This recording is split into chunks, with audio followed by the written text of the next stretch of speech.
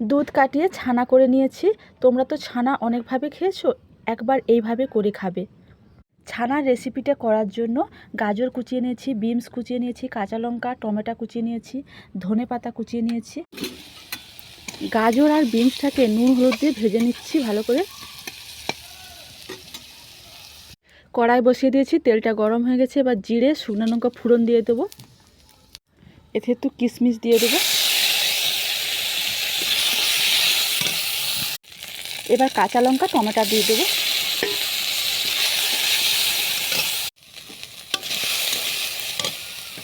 এবার ছানাটা দিয়ে দেবো। ছানা একটু লবণ দিয়ে দেবো। এগুলো ভেজে রেখেছিলাম দিয়ে দেবো।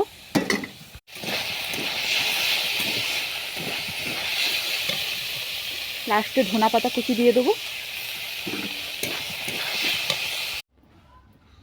ছানার রেসিপিটা হয়ে গেছে।